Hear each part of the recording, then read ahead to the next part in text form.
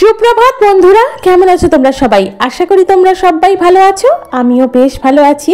আমি বিউ আর আমার সাধারণ ঘরকন্যা চ্যানেলের আবারও একটা নতুন ব্লগে তোমাদের সকলকে জানাই মিষ্টি ওয়েলকাম। তো চলো তোমাদের সাথে নিয়ে শুরু করে দিই আজকের নতুন ব্লগ। সাথে থাকো, আশা করি আজকের ব্লগ তোমাদের ভালো লাগবে। যদি ভালো লেগে থাকে তাহলে অবশ্যই করে একটা লাইক করো, কমেন্ট করো, আমার চ্যানেলটিকে সাবস্ক্রাইব করে আমার পাশে থেকো। তোমাদের একটা সাবস্ক্রাইব আমার আগামী দিনের পথ চলা। তোমরা চাইলে আমার ভিডিওটি তোমার বন্ধু বান্ধব অথবা তোমার ফ্যামিলি মেম্বারসদের সাথেও শেয়ার করতে পারো। আর কেউ যদি তোমরা আজকে আমার চ্যানেলে নতুন হয়ে থাকো তাহলে আমার চ্যানেলটিকে সাবস্ক্রাইব করে আমার এই ছোট্ট পরিবারের নতুন সদস্য হওয়ার অনুরোধ রইল। তো সকালে ঘুম থেকে উঠে সংসারের সমস্ত বাসি কাজ কমপ্লিট করে নিয়েছি। আসলে প্রায় প্রত্যেক দিনই তোমাদের সাথে বাসি কাজ সমস্তটাই শেয়ার করি।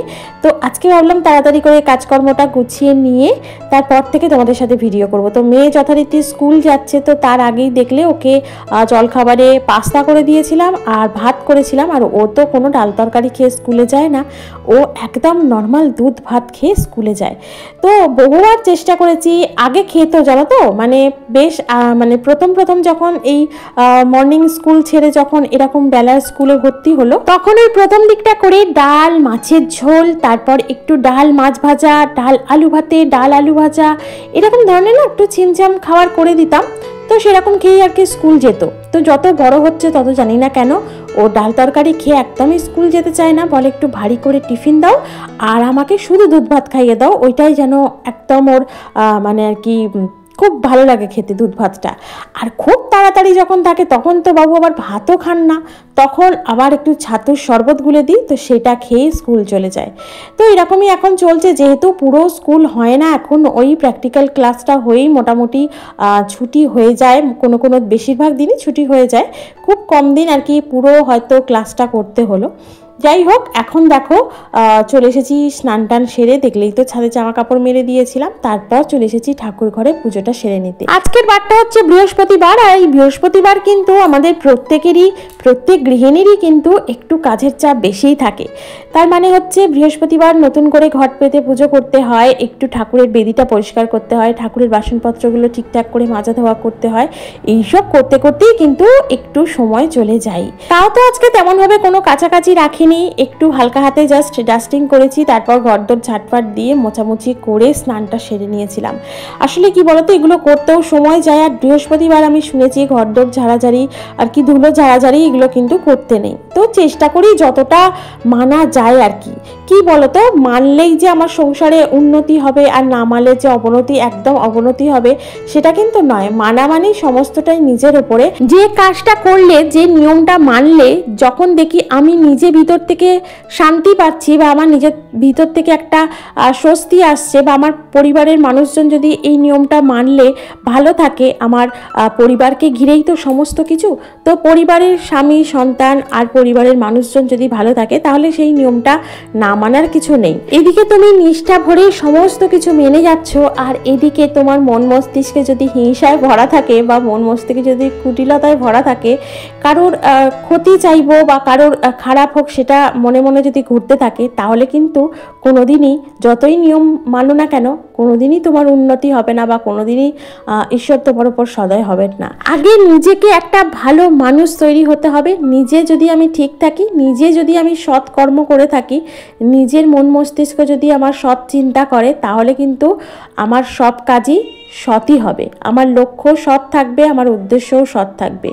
যাই হোক, তোমাদের সাথে গল্প করতে করতে দেখো চলে এসেছি আবারও রান্নাঘরে। পুজোটা এদিকে কমপ্লিট হয়ে গিয়েছিল, আর ডাল ভিজিয়ে দিয়েছিলাম একটু মুসুরির ডাল। তো এই মুসুরির ডালটা মিক্সিতে পেস্ট করে ভেজে নেবো ছোট ছোট করে বড়া। তো এই বড়াটা দিয়ে কি করবো জানো, এই বড়াটা দিয়ে করে নেবো চাল কুমড়ো শাক। তো এই চাল কুমড়ো শাক বলো বা ছাঁচি কুমড়ো শাক বলো, যাই বলো না কেন, তো এটা হচ্ছে মাসির বাড়ির শাক। অ্যাকচুয়ালি মাসি জগদ্ধাত্রী পুজোর ঠাকুর দেখতে এসে মাকে শাকটা দিয়েছিল আর কি। তো মাসিদের তো মোটামুটি একটু চাষবাস আছে, তো মাসি দিয়েছিল মাকে, মা আবার সেটা আমাকে কুটে কাটে বেছে একদম রেডি শেডি করে মামায় দিয়েছে। শুধু বললো একটা ধুয়ে নিবি, আনাজটা কেটে একটু চচ্চড়ি করে নিবি। তো মাই কুটে কাটে বেছে শাকটা একদম মানে আর কি রেডি করে পাঠিয়েছিল। তো সেটাকে আর না নিয়ে এসে তো থাকা যায় না, তো নিয়ে এসেছিলাম। আর মাই বলল যে একটু মুসুরির ডাল ভিজিয়ে বা মটর ডাল ভিজিয়ে বড়া করে তার মধ্যে দিবি, দেখবি মানে খেতে বেশ সুন্দর হবে। তো ডালের বড়া করে শাক চচ্চড়ি তো করি, তো আজকেও করেছিলাম সেভাবেই আর কি, মা যেভাবে বলেছিল সেভাবেই করেছিলাম, সত্যি ভালো হয়েছিল খেতে। তো কোথাকার জিনিস কোথায় চলে এলো বলো তো।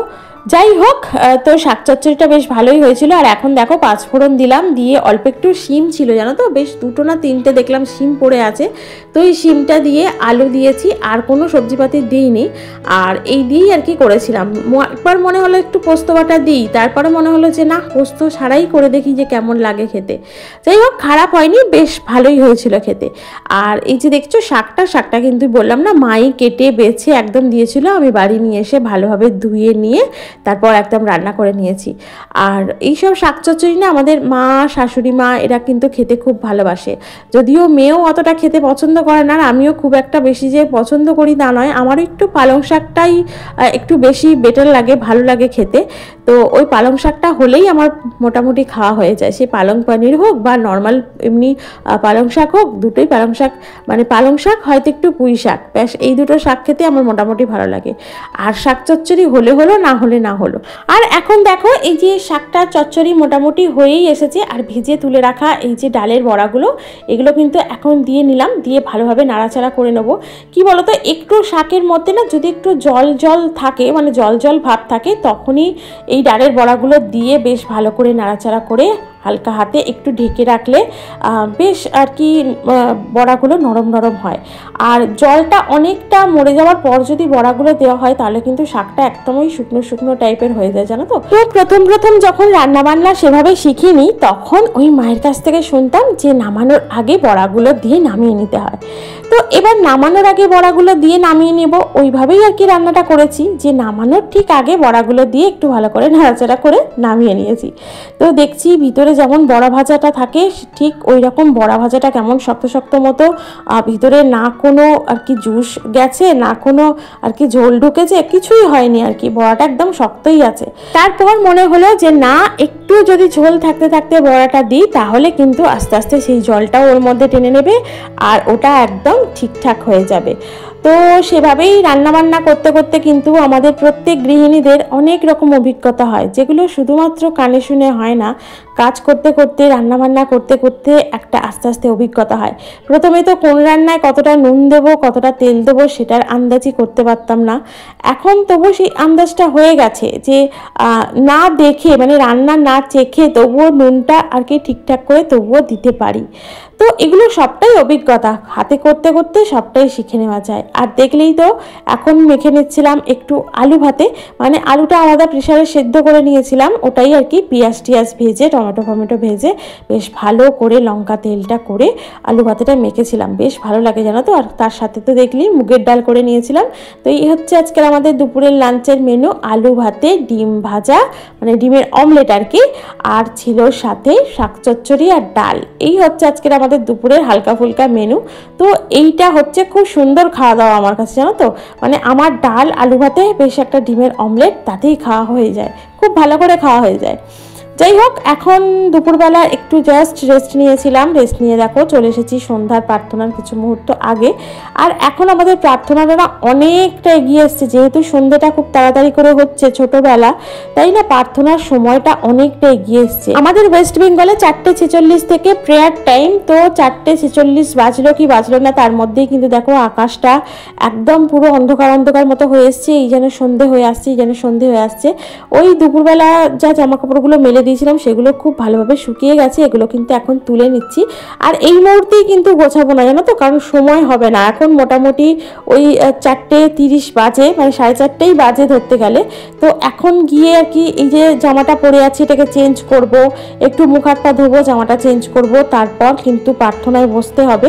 তো সেই কারণে এখন এগুলো গোছানো করলে হবে না। আর এই দেখছি ছাদে এসে যেন নামতে গিয়ে দেখছি গাছগুলোতে এতটুকু জল নেই, মানে শুকনো মাটি খটখট করছে একদম ছাদে কিন্তু সবাই আসে, একটু যদি কেউ একটু জল দিয়ে দেয় গাছগুলো কিন্তু এভাবে শুকিয়ে যায় না, জানো তো।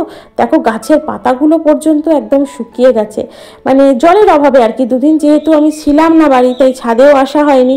আর গাছগুলো দেখছি এভাবে একদম শুকিয়ে গেছে, যেহেতু কদিন ধরে বৃষ্টি হচ্ছিল না, তাই ছাদে এসে গাছগুলো দেখছিলাম নেড়ে ছেড়ে। জল তো তখন দিতে হয়নি। আর দেখো গাছগুলোর কি অবস্থা, পাতাগুলো তো একদম শুকনো শুকনো প্রায় হয়ে গেছে।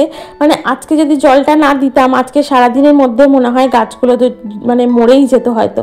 যাই হোক, জল টল তো দিয়ে দিলাম, বেশ ভালো করেই জল টল দিয়েছি, মানে ভর্তি ভর্তি করেই জল দিয়েছি। দেখা যাক গাছগুলো কি হয় আর কি। মানে দেখে এতটা মনটা খারাপ হয়ে গেল, মানে গাছের পাতাগুলো দেখছো তো একদম প্রায় শুকিয়ে শুকিয়ে মতো ঝিমিয়ে গেছে। যাই হোক, ছাদের গাছগুলোতে জল দিলাম, জামা কাপড়গুলো তুললাম, নিজের ড্রেসটা চেঞ্জ করলাম, মুখ হাত পা ধুয়ে একদম ফ্রেশ হয়ে ঠাকুরকে সন্ধে দিতে দেখাতে চলে এসেছি। আর বললাম তো 4:46 থেকে এখন প্রেয়ার টাইম অনেকটা এগিয়ে গেছে, অনেকটা মানে অনেকটাই।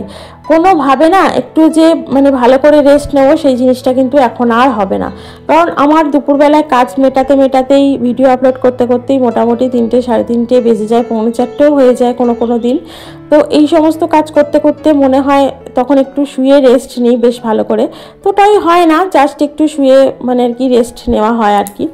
তারপরেই তো মেয়ের প্রত্যেক দিন বিকালের দিকটা পড়া থাকে, যেহেতু এখন বৃহস্পতিবার আজকে, তো বিকালে সেভাবে কোনো পড়া নেই, তাই বাড়িতে আছি। বাড়িতে একটু ভালো করে প্রার্থনা করতে পারি, থাকলে একটু সন্ধে টন্ধে দেখাতে পারি, মনটা একটু শান্তি হয়, জানো তো। সন্ধেবেলার দিকটা ঠাকুরের কাছে বসে প্রার্থনা করলে সন্ধে দেখানোর পর সত্যি বলছি মনটা মস্তিষ্কটা অনেকটা শান্ত হয়। অনেকক্ষণ ধরে বসে থাকি প্রার্থনার পরে ঠাকুরের দিকে তাকিয়ে, মানে অনেক মানে কি বলতো, সত্যি কথা বলতে আমার না খুব তাড়াতাড়ি পুজো হয় না, আমার পুজো করতে বেশ কিছুটা সময় লাগে। আমি অনেকক্ষণ ধরে ঠাকুরের কাছে বসি, ঠাকুরকে দেখি, ঠাকুরকে সাজাই, কিভাবে কোনটা পরিষ্কার করার হয় সেটা করি, এটা ওটা কাজ টুকটাক থাকেই ওখানে বসে। যাই হোক, 4:46 এখন কিন্তু শঙ্করধ্বনি দিয়ে ঠাকুর প্রণাম করে বসে যাব আজকের দয়ালের বিনতি প্রার্থনা। প্রার্থনা শেষ করে নিচে চলে গিয়ে করে নেবো গরম গরম চা, আর তারপর কিন্তু ওই যা টুকটাক এডিট করার থাকে সেগুলো করে নেবো।